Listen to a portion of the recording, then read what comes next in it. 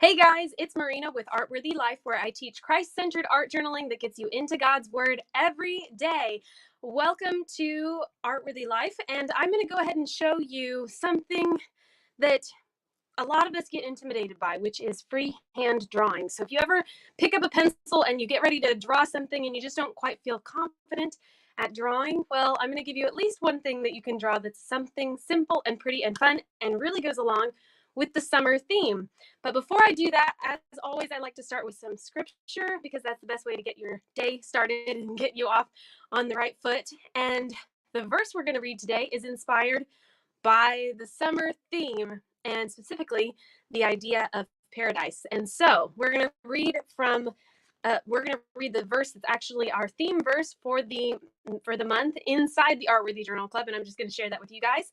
And so that's what we'll do to get started. Good morning, Valerie. Good morning, Daniel. Hi, you guys. So this is Luke 23:43, and this is our cute little scripture card that we read from. And this verse says, "And Jesus said unto him, Verily I say unto thee, today shalt thou be with me in paradise." Luke 23:43. I love this verse because it is such a testimony to God's ability to provide salvation. He is the creator and he's our Lord, and he gets to say who gets to go be with him. And I think it's wonderful that not only does he love us enough to create a place like that, but he also gave us so much beautiful things here that are just a little teeny tiny taste of what heaven is going to be like one day. So if we have any joy here on earth, if we have any joy, any experience of some kind of paradise here on earth, it's going to be so much better when we get to heaven. And so make sure you're there.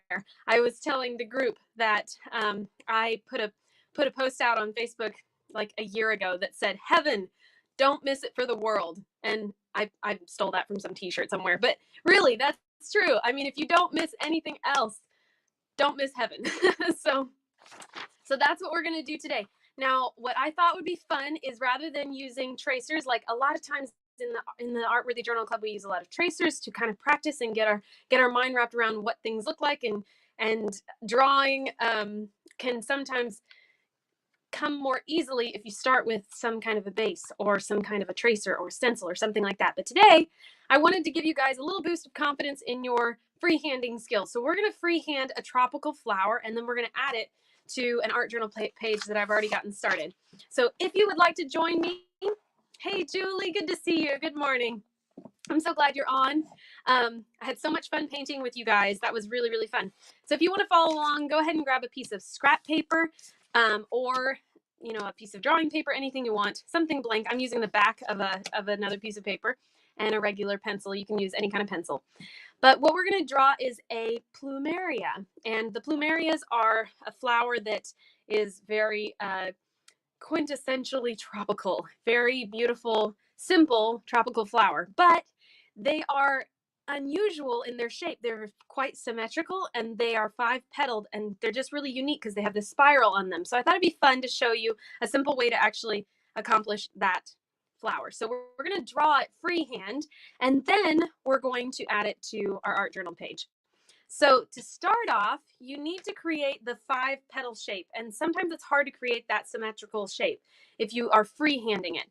An asterisk, or the little star that you see on your keyboard and stuff, has 5 points. But sometimes it's hard to get those 5 points to all be, what's the word? Is it equidistant or something like that? I don't know. Maybe that's not the word. Anyway, somewhere even symmetrically around the thing. So a way that you can start to give yourself a little guide is with a star. So if you know how to draw a regular star like that, any kind of star, some people draw these differently, but this will give you 5 points that are pretty much evenly spaced. So you can start with that, and we're drawing a guide. We're not drawing the final product. So it's okay if you use different shapes or circles or ovals or whatever to get going. And then later you can draw the final flower. So we're going to use the star to start off our shape. And so that gives us an even 5 points that we're going to use for the center of our flower. So the next thing we need to do is draw a little dot in the center of that, and that will give us the center of our flower. We know that that's the very center of the 5 points. And then we can draw a straight line out to each of these points of the star. And that is the center of our flower. So I'm going to go ahead and erase the star itself and leave behind the 5 points. The 5 points don't have to be perfect. They can be close, but they don't have to be perfect. But it gets you way closer than if you were to try to freehand that. See that how the points are nice and even. And actually, if they're slightly uneven, it looks more natural and pretty. So next what we're going to do is we're going to basically create little S shapes. And those S shapes will create the shape of the petals. You don't have to make each S perfect. You just need to kind of connect them in the middle, and I'll show you what I mean. So pick two lines that are across from each other. You don't want them side by side, obviously. And you're going to draw an S that looks like this. Very loose, open S with a kind of a straight long end at the end. So curve around and come out like this. So that's the S shape we're creating. And you're going to do that on your flower. So you're going to connect it to this one. So we're going to start up here and come down, and we're going to come down to this end right there. And that's the S shape you're creating. So what you do is start off with one like that and then move on to the next one. Now you can do another S shape, and you're just going to start over here and bring that S shape all the way to the other side. And on this last one, you don't even have to connect it to anything. You can just create it like this. And even though these won't come out perfectly even, you can kind of adjust them. So if you see that one's a little too far forward, you can erase. We're just creating the sketch right now. But look, that creates the swirl that we're going for the flower. And then to finish off the flower shape, hi Tammy, how are you doing? Oh, Valerie says clever, thank you. So once you get that all done, now you just have to close the petals. And to do that, you just find the top of one of the petals. So this is the left side of this petal. And you just bring it down in the same curve shape, kind of match it to the other side so that it makes the petal. And now look, now you can just turn. Now you go up. This one's coming up this way, and we're just going to bring it down to the other one like that. Just like that. Let me make sure I have my, there we go. Okay, so then you do the next one. You know this curve is this way, so we're going to bring this one down this way. Same with this one, and you can kind of adjust your curves until they look nice to you. Kind of adjust them like that. And like I said, they don't have to be absolutely perfect. In fact, I like for my flowers to be a little bit uneven, just so they don't look like a perfect stamp or something. Tammy says, doing great. So excited to see this today and be able to catch you live. Yay! I'm so glad you're on here too. So now that we have our flower, I just want to remind you guys, if you aren't part of the free art journaling group, you can go to Artworthy Life and click groups. There's a group called Art Journaling DIY. That's our free group where you can share your art journaling and get tips on Fridays during 15-minute Friday. So if you want to pick up on a way to avoid getting pencil smudges on your pages, I just did a live on that page, and so you're welcome to join that group, and then you can see that live there as well. So we just talked about using your freehand drawings as a tracer, and so you can check that out if you want to, but we're going to basically use that same concept on our art journal page. So inside my art journal, I made this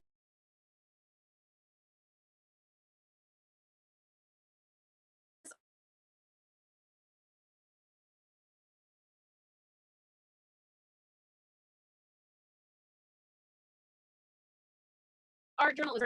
Hopefully you can still see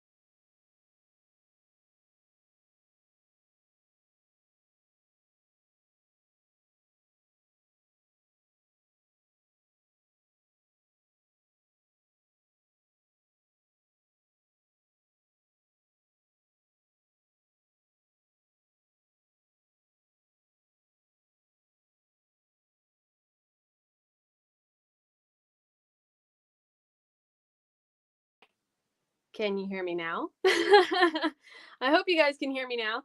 Okay, Valerie and Tammy, thank you so much for telling me the audio was lost. That was because of the camera popping off there. Can you guys hear me now?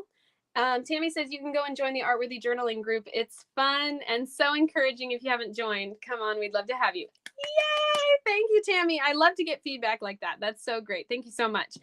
So yes, this is the what I said while you couldn't hear me was that this is the art journal that I made during the during the watercolor bookbinding class, and we used the tracers that come in our monthly tracers page inside the Artworthy Journal Club for a page we did on Tuesday, but I also used some of them already on here, and that's what's going to frame in our flower. Look at that. Thank you, Daniel.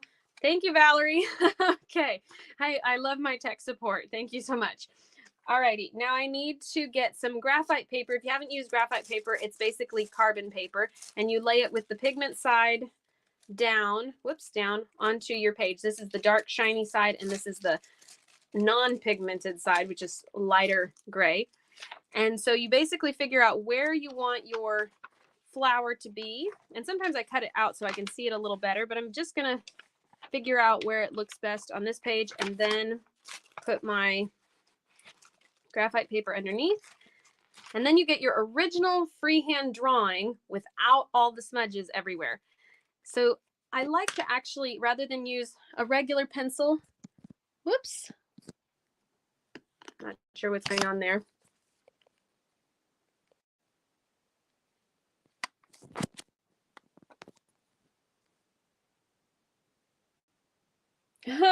Not sure what's going on with my camera right now.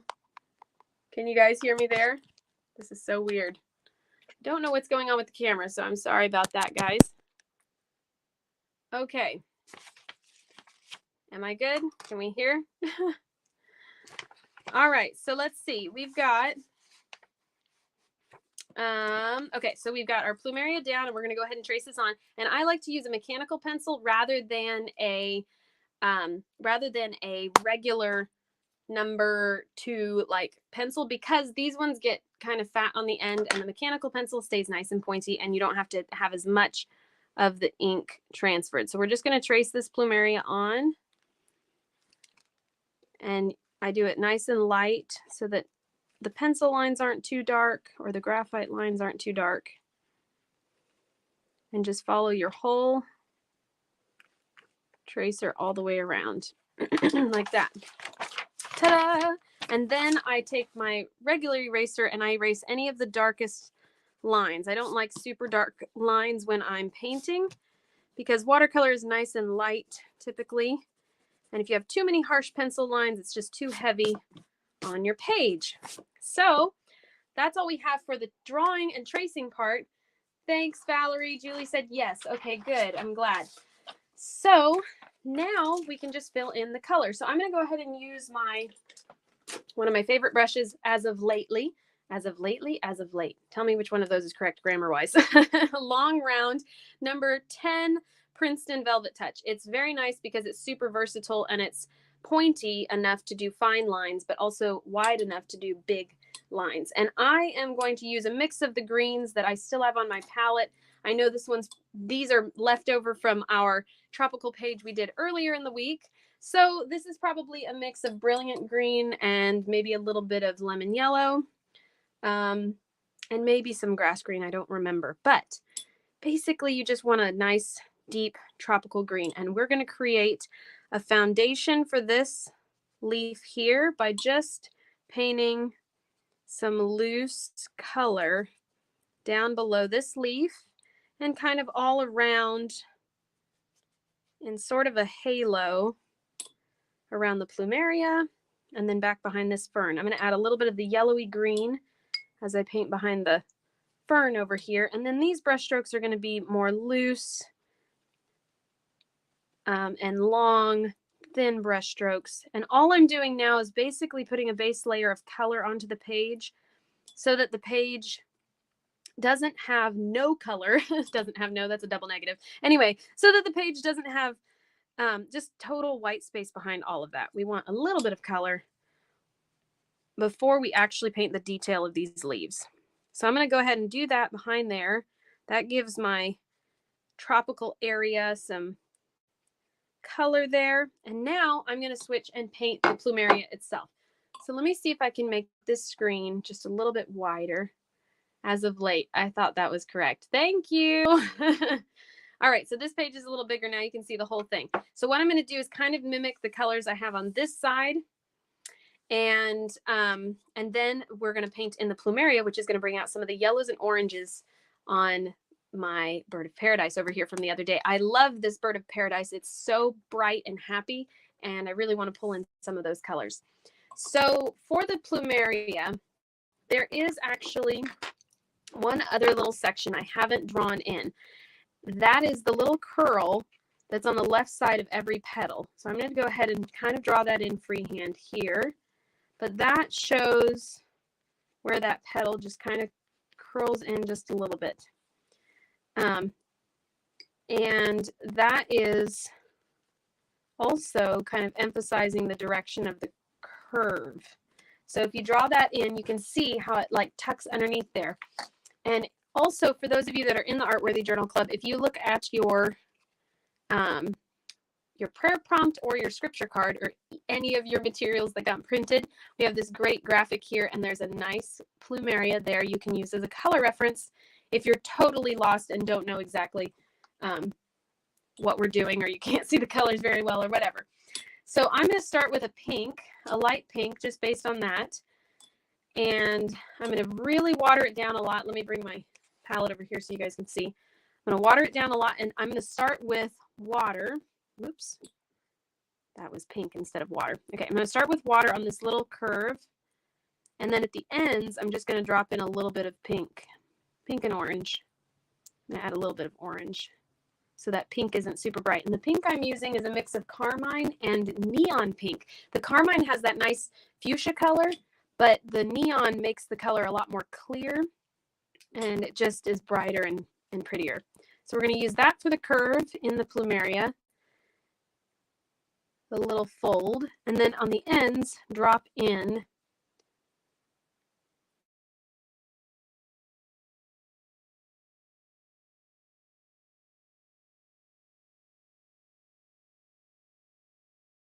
I'm losing my screen. I'm so sorry, guys. Let's see if I can.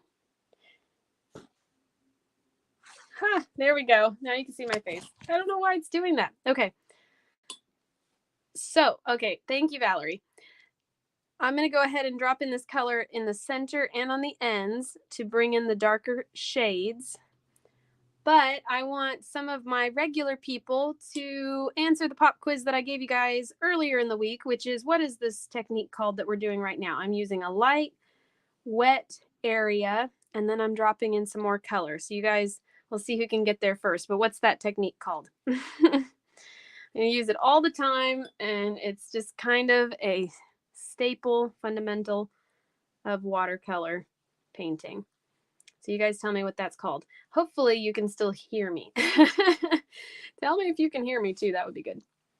Let me scooch this over. Wet on wet. Yay. Ding, ding, ding. Valerie wins. Okay, great. Yes, exactly. And you can use wet on wet for so many different things. You can use it to create landscapes or to create shading on faces or portraits, or you can just use it to drop in a little bit more color. And basically the reason wet in wet or wet on wet is such a fun technique is because while the page is wet, or while that little section is wet, it's not going to create any brush strokes. So it basically lets you, yes, Julie, wet in wet. Great job, guys. You got it. You totally got that. So it basically allows you to add color and create a gradient effect or create a shading effect without worrying about brush strokes. It's amazing. It's one of the reasons I love watercolor. It's something you really don't get with any other medium. And if you do, it takes a lot of work. Like if it's acrylic or oil, you have to blend, blend, blend, and water just flows and does it itself. Now that's sometimes frustrating to some people because they think the water just runs away, but there are ways of controlling your water so that it doesn't just run away from you. All right, so next I'm going to use a very light peachy color, and basically I'm just watering down whatever pink and orange I have here. And I'm going to start on the petal that is the driest. I don't want to work where there's any wetness. And I'm going to drop in that pinkish peachy color. And I want my petal to be as dry as possible when I do this. And then I'm going to grab my Brilliant Yellow directly from my palette and drop in yellow right in the center of this plumeria, right in the middle. And the reason I want it really dry, excuse me, the reason I want it mostly dry is because I don't actually want the yellow to just flow everywhere. I want to be able to control it, and see how well I can control that yellow when it's not super wet, when the page is just slightly wet. I can do that. And now I'm going to grab a little bit of orange, whatever orange I have left on my palette, and drop that in the very center. That'll create a nice transition of color right there, and it'll be very nice for the center of my flower. Now I'm going to go to the next one that's the most dry and get a nice wet area with some peachy color. And it's a very light peachy color, like it's almost white. Now you'll notice some of my tracer lines are showing through.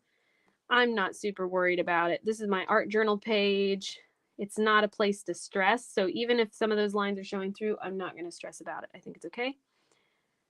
So you can see some of my Monstera leaves, which I learned what those were called from one of the art journal ladies. I think it was Valerie that told us it was a Monstera leaf. Anyway, you can see some of those tracer lines showing through, but that's okay.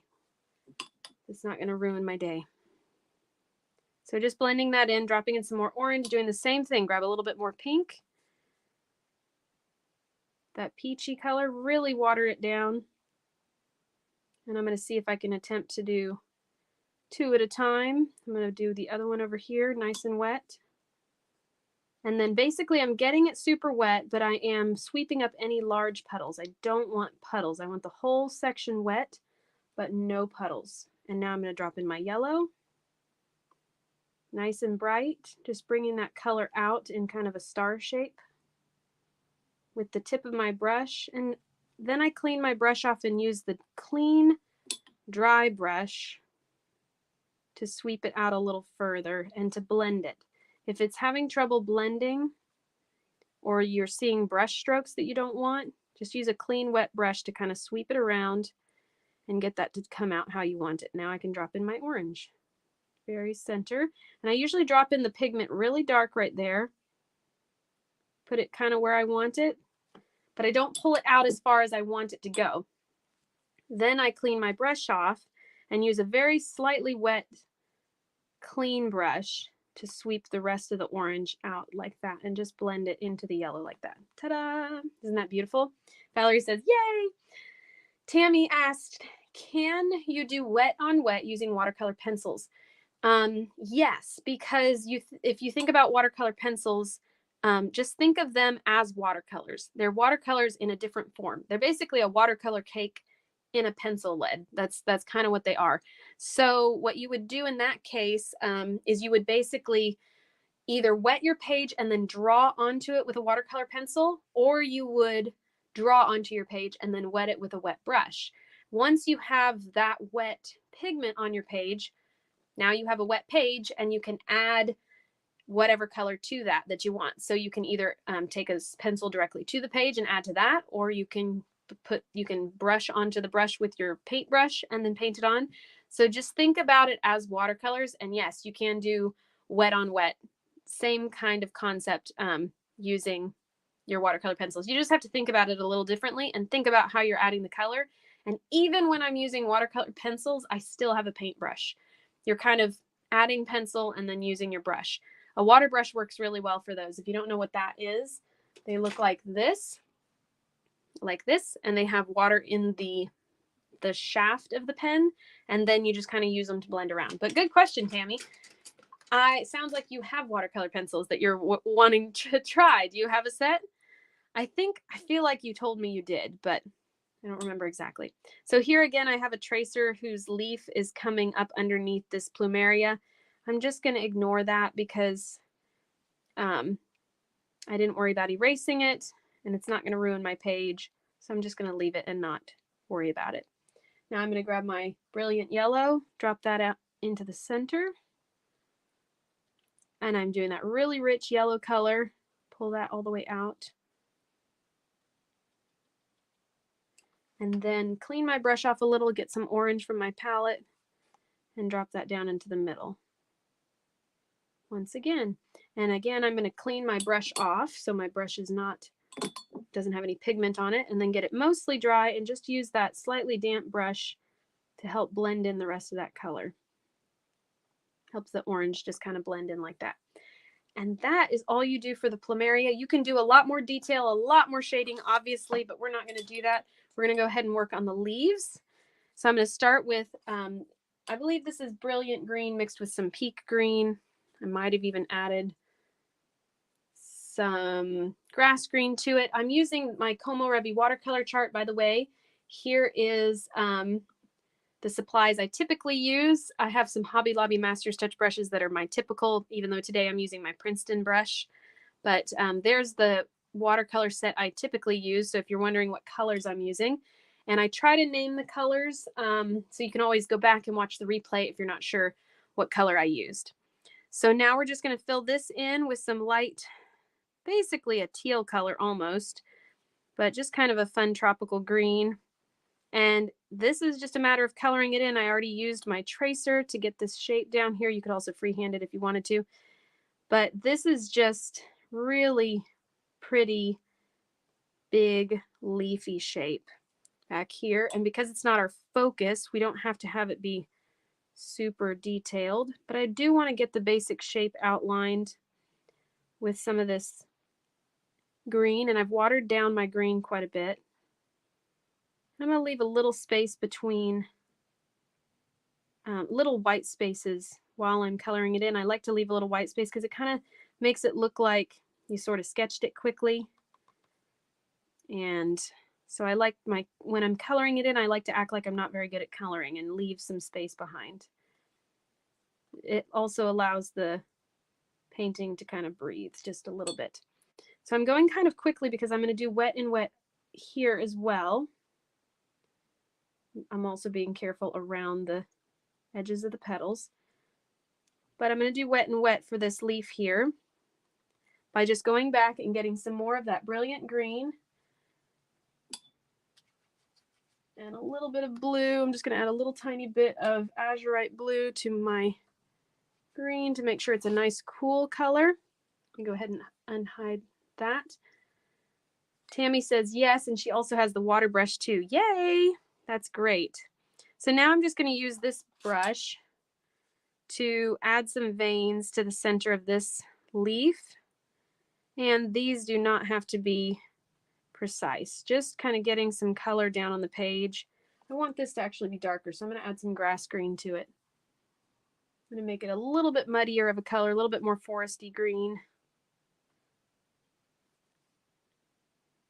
But one thing I'm going to try to do, my color's bleeding just a little bit there. That's because the petal was still wet, but that's okay. I'll just kind of stay away from it a little.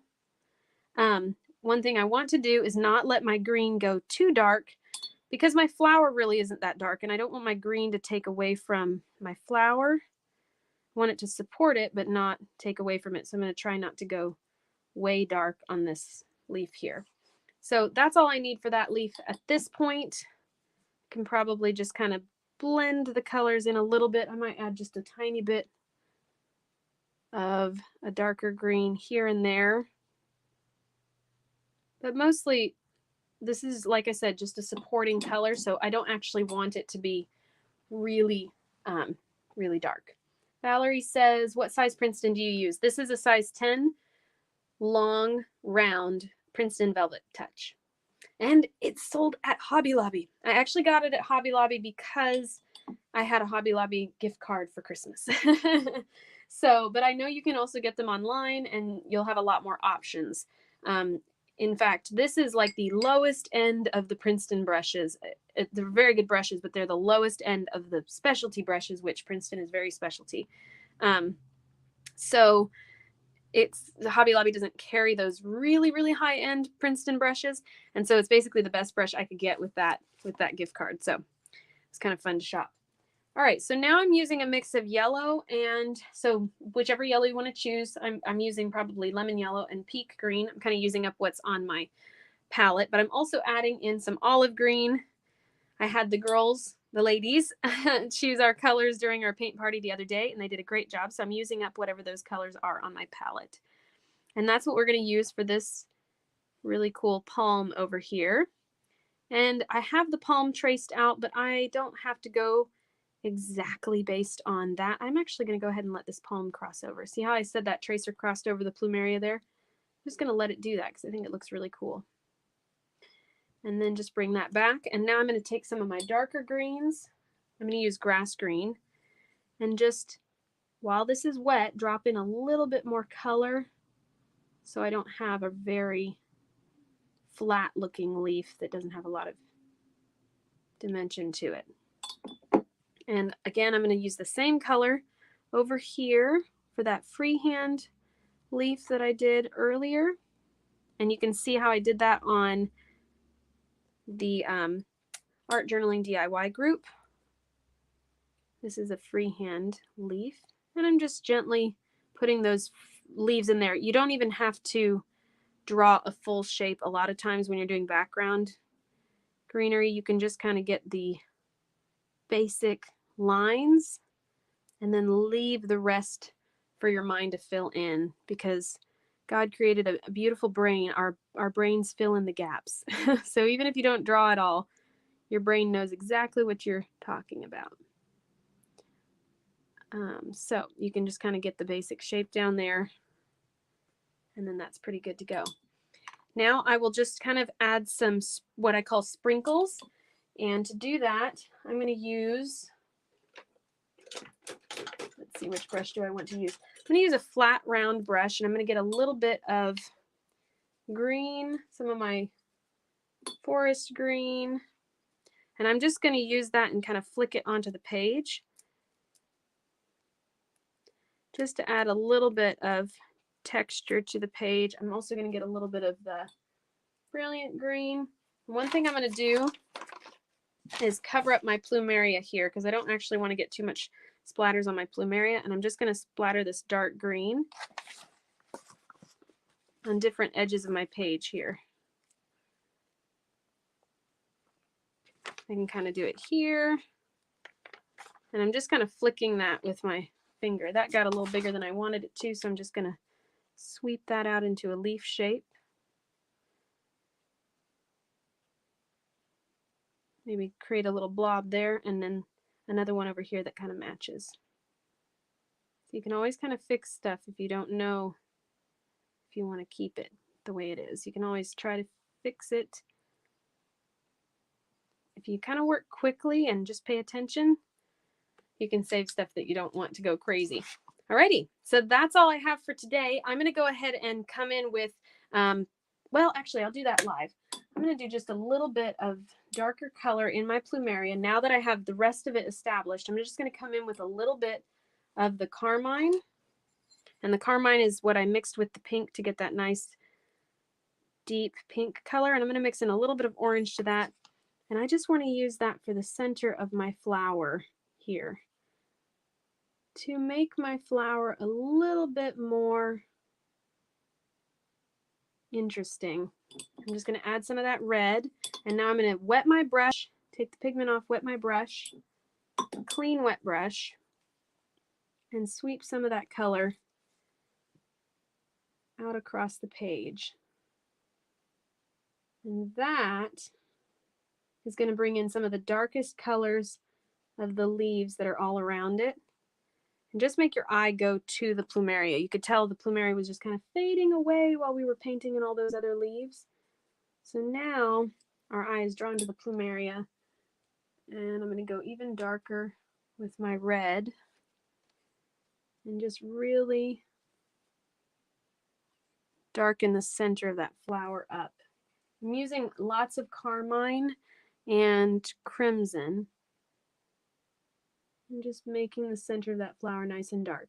Sometimes we're afraid to go dark with our colors because we want to keep our paintings nice and light, but what I like to emphasize over and over is if you don't have your dark colors, your light colors don't look light. Instead, they just kind of look washed out, like they just totally disappear. So when you go ahead and be brave and use your darker colors like this, it allows your lighter colors to really pop. And you can see how this dark shadow here, just a little bit of dark, is pulling out the super bright colors in the rest of the flower. I'm going to go ahead and use this shading here. Julie says she loves the center. Thank you. That gave that flower a lot of depth. Thank you, Valerie. Tammy says, question, when do you get rid of your paintbrush? Is it when it's no longer pointy, etc.? That's up to the user. That's up to your own discretion. Valerie says, are you talking directly to me? About what part?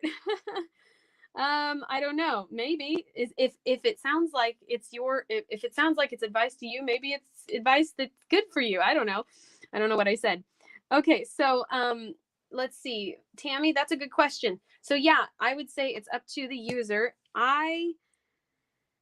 Sometimes a brush can't be used for what you typically use it for, but it can be used for something else. So sometimes I'll keep a brush that maybe is past the point of being my main brush, but it can still be like a scrub brush or something else. But I have retired very few brushes because I can typically change them to use them for something else. So it's kind of up to you. I would say be resourceful. You know, if you think you can still use it for something else, then go for it. But if it's totally frustrating and you keep grabbing it and it just doesn't work for what you want it to, then it's fine to let a brush go. But I don't think there's really a rule about when a brush is finally done. Typically, I will, if it's no longer pointy, yes, that's one of the times that I will be like, okay, now I need to get a new one for that particular job. But that doesn't mean that brush isn't useful for something else. I added a tiny bit of black to get the center of that flower to come out like that. And again, I'm still kind of using this as a little bit of a reference, but it's nice to kind of get a little bit of that shadow up underneath this curve right here where this is folding under.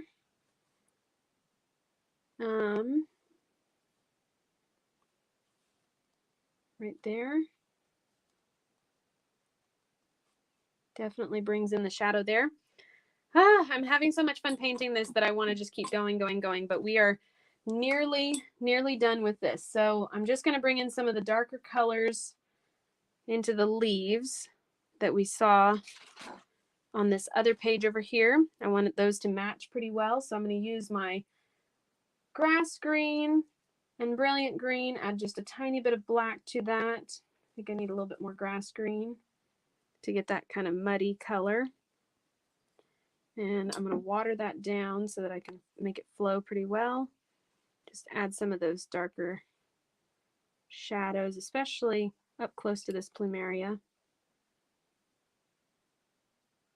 And here you could definitely switch to a smaller brush. I'm just being stubborn and not wanting to switch brushes.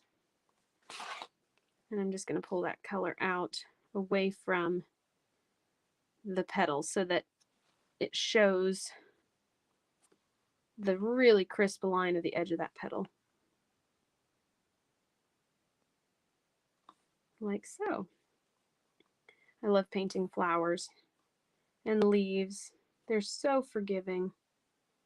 So much of nature is very forgiving because it can come in so many different shapes. So even if you don't get it perfect, it can still look really good. All right, so I'm just pulling that out and I'm going to do some of the same thing, get a little bit more yellow on my brush, and just come in and do a little bit darker colors on these palms as well. Kind of make them match the other page. Can do a little bit here. Just some wispy lines here and there. You can see my sprinkles are everywhere, so that's kind of fun. These are kind of like feathery lines. They're not really any kind of plant. I'm just drawing some lines to fill in the space there.